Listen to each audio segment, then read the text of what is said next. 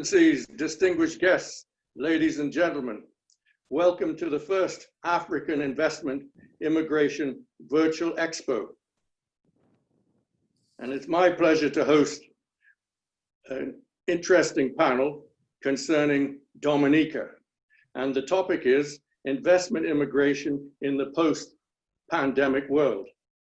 And my panel consists of Sam Raphael, developer and managing director of Jungle Bay, Dominica. Christos Vardikos, a lawyer diplomat who's the consul for the Commonwealth of Dominica in Greece. And also, last but not least, Christian Wayne, who's second secretary economic for the Embassy of the OECS, the Organization of Eastern Caribbean States, to the Kingdom of Morocco. And it's my pleasure to invite Christian to be our first speaker to discuss the macroeconomic and regional issues concerning the Organization of Eastern Caribbean States. And after Christian, we will then specifically focus on the Commonwealth of Dominica. Thank you. Over to you, Christian. Thank you, Richard. And may I also say a pleasant good morning, good afternoon, or good evening to our friends, colleagues, audience members, and fellow panelists who are with us today in multiple different time zones. So Richard, as you rightly said, economic citizenship and citizenship by investment is a critical component of the economic development of our island states in the Eastern Caribbean. I come to you today as the economic attaché here at the Embassies of Eastern Caribbean States to the Kingdom of Morocco. We are a joint multi-jurisdictional embassy, and we act in joint diplomatic fashion on behalf of Antigua and Barbuda, Dominica, of course, Grenada, St. Kitts and Nevis, St. Lucia, and St. Vincent and the Grenadines. Over the past several years, of course, we know citizenship by investment was invented in our region of the Eastern Caribbean, and over the years it has evolved and grown to a popular, well-received industry with global appeal. And especially now in a globalized environment, citizenship by investment has proved a very powerful tool to drive sustainable economic development in a sovereign, debt-free vehicle and fashion. And many of our member states in the Eastern Caribbean have relied on it as a pillar to drive their growth in an era of climate change and in an era of often unfavorable multi-trading conditions. And so all our governments and us at the Organization of Eastern Caribbean States place a great level of importance in promoting the industry and ensuring that it is one that is well regarded and highly regulated. And so, of course, Richard, I welcome an opportunity to discuss anything of the topic and our mission here in Morocco and the broader reach of the Caribbean in appealing to residents and network individuals in the broader African continent and the Middle East. Thank you very much. Thank you. In fact, you may well know that Prime Minister Roosevelt Skerritt, the Prime Minister of Commonwealth of Dominica, said recently that through CBI, this is one way that small countries can make a big difference, a humanitarian difference. And CBI, from his perspective, is certainly playing that role. And on that note, I'd like to call on Christos Vardikos, the consul for Dominica in Greece, to say a few words. Over to you, Christos. Thank you, Richard. Well, as you said, I'm the consul of Dominica in Greece the past 11 years now. And in fact, the scenery that you see is Mykonos, but Dominica is the same ideal as Mykonos. I mean, I could have been to Dominica today and you could see the same background. So what I would like to stress about Dominica is that Dominica has proven to show its resilience over this COVID period, and Dominica has also sustained the problems of the hurricanes in the previous times. So Dominica CBIU and all the system of the citizenship by investment has proven to work under any circumstances. Hurricane Maria did not alter the work, and COVID did not, let's say, put the pace down in the system. Everything has been working on a remote fashion, and all the applications have been smooth, and the Citizenship by Investment program has proven to be COVID-free in this respect. Thank you. And from what I gather from what Ambassador Nanthan and Prime Minister Skerrit have been saying, CBI has also enabled Dominica to build and improve its infrastructure, new roads, new schools, new hospitals. Over 5,000 homes have been built thanks to income resulting from citizenship by investment. And one man who can tell us a lot about these things is our next speaker, Sam Raphael. Over to you, Sam. Richard, thank you, and greetings, colleagues, and those persons listening in the audience. It's nice to speak to you from the Commonwealth of Dominica. I am in my office right now, so I don't have the view that Chris has from Mykonos, but I can tell you Dominica is at least as beautiful as anything you can imagine.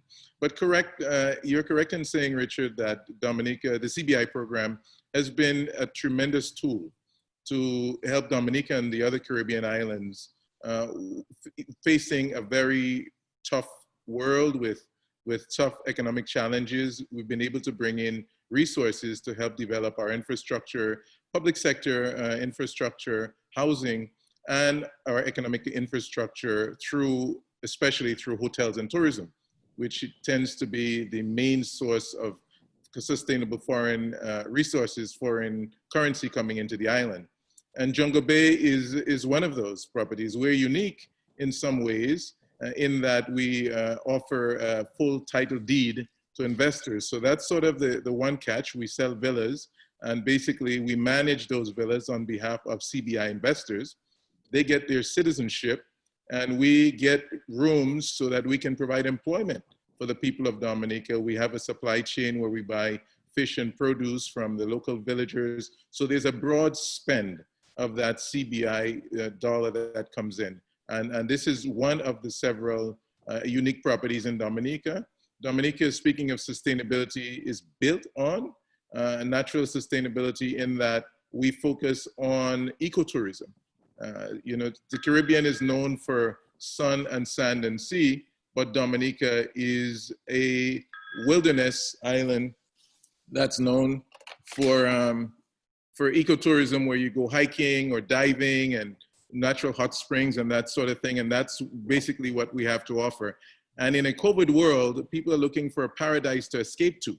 And so we think as we manage going forward in a COVID world and in a post-COVID world, we think the future is bright for Dominica, but it's all been anchored by the CBI program. And you know, we're delighted for that. And we certainly hope to continue to provide persons all over the world. Africa, I know this is a conference that's sort of aimed at Africa and places other than Africa, but we have a very mobile passport in Dominica that we have been able to promote to a lot of persons from Nigeria and other African countries. And I've seen them here at Jungle Bay. Sometimes they come in and we assist them in opening bank accounts, or we get them driver's licenses and the sorts. So they establish real tangible links to the Caribbean, and it's more than just a transaction. So we're delighted on a humanitarian level to be able to provide the support that we need to persons out there that need a second citizenship, and also the resources from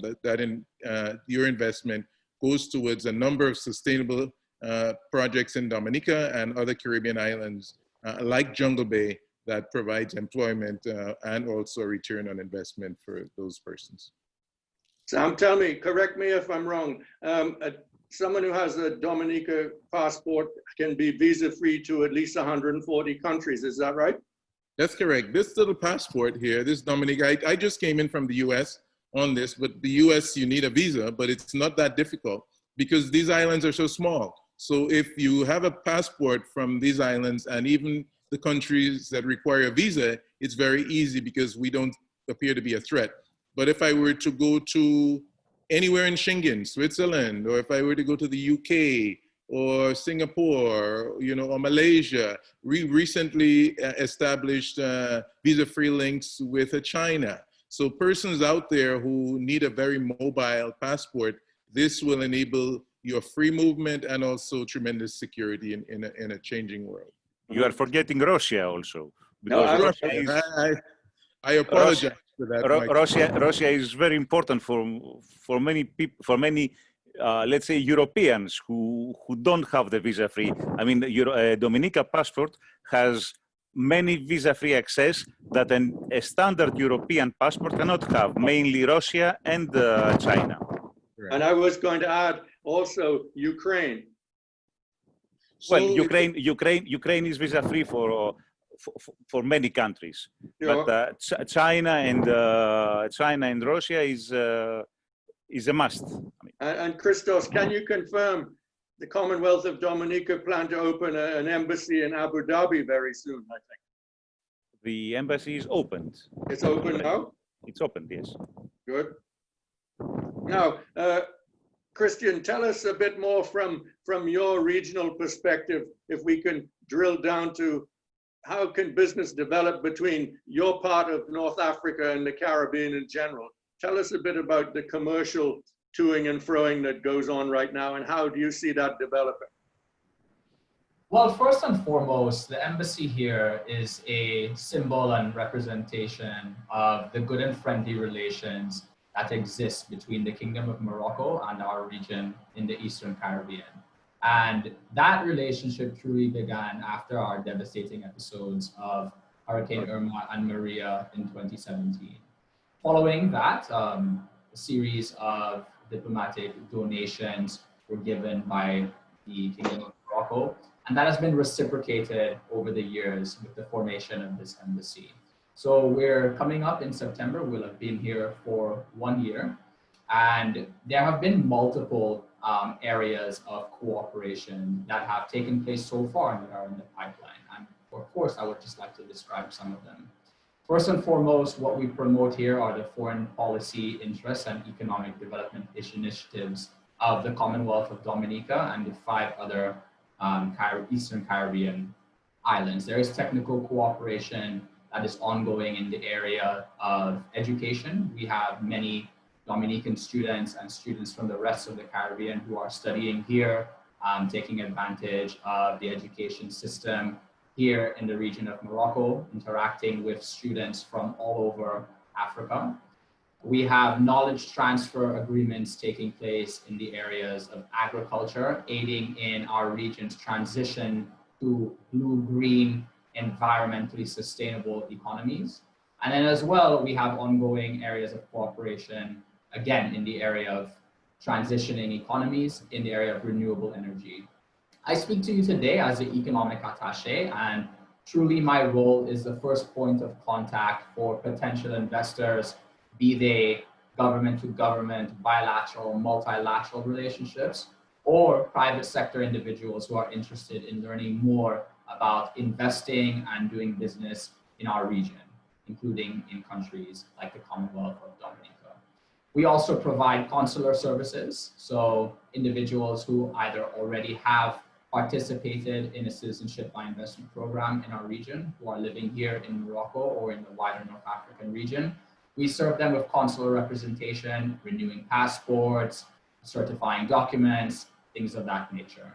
I would say, Richard, to answer your question directly, the economic opportunity that has presented itself that is most interesting to investors in the North African, wider African region is, of course, the citizenship by investment programs in our countries. Okay, thank you, Christian. Christos, now your turn. As I know, you wouldn't be Greek without having an interest in maritime issues. Talk to us a little bit about the value of having a Commonwealth of Dominica flag on the stern of your yacht or commercial vessel.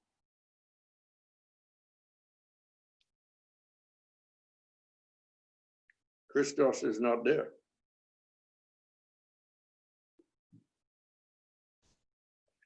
He's on mute.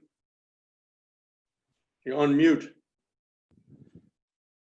Well, Dominica's registry is a very flexible registry, but I think that our discussion is based more on what Dominica gives to physical persons through the CBI. So what Sam said before is that there is not a mere transaction. That is to say, you make an investment and you get a citizenship. You can get many more things. Dominica's program has evaluated over the years, and it has proven to be better and better. People can have a tax number from the consulate. We can issue a tax number for a citizen, or a driving license, or we can assist him with any consular assistance, from passports, from certification of documents. Don't forget that I have been the sole consulate in the Mediterranean area for a long time, and I have been covering many countries. Many people from many Dominicans are spread around the Mediterranean. That is Egypt, Lebanon, Turkey, even in European countries, even in the Balkan countries. So to come back, Dominica gives you a new life, gives you an access. It's the pathway to your freedom and to your international mobility. So Sam, have you got anything to add? I gather, for example, that the government of Dominica plan to improve the passports so they're more bio-readable. I think it's a Canadian company that's going to be doing this. So your passports will be more tamper-proof. Correct. There's like Chris just suggested or stated, there's ongoing improvements to the citizenship program, including the actual physical passport and other aspects of the program. One of the things that we're focusing on now is how do you get more synergy from the citizens that have become Dominican citizens? How do you link them more to Dominica so they can derive more benefits and Dominica can derive more benefits from them? And one of the programs that Chris talked about was the donation, which is less expensive. But the real estate tends to be a little more expensive because you're actually buying something tangible. You're making a hard investment that you expect to get your return of your investment back at some point. After 3 or 5 years, you can get that back and continue with your citizenship, and you get a return on your investment if you decide to keep it in your invested project. So for instance, if you were to buy a villa at Jungle Bay, it would cost you $255,000. We're a little more on the upside. We're not the cheapest in the block, but it's because of the high quality of the property that you buy, and you get rental income from this with no out-of-pocket costs for maintenance. And your rental income is a portion of the overall income of the resort. So it's not a net. You actually get from the top line, and that's pretty good. And people like that because there's no downside for maintenance, etc. And it's a great investment. You have, with that, you can get your tax identification number, we get your driver's license, etc. A lot of people come to stay with us, and I love it when the investors come and they actually see. So it's not, as I suggested before, not just transactional, you know, and they get to enjoy the island a little. And so if they're ever questioned in terms of what's your link to Dominica, you have a title deed of your property, you have a driver's license, you have a tax ID, you have so many links. So it really sets up a scenario for a business person to come in and open a bank account in Dominica and so on. So I think this is sort of the next level of the citizenship by investment program in a global environment where you have so many people conducting business. Sometimes it's best not to keep all your eggs in one basket. And CBI offers you real solid, strong investment opportunities that also help to support the island or the country of your new country of nationality. So Sam, let me interrupt you, Christos, okay. Sam's product is a unique product because you have a title deed. You have something that you own. You are not a shareholder. You have something. And this is why some product is expensive. As I stated before, the minimum by law is the 200,000, and this is what the applicants have to see, that their minimum investments should be 200,000 at least.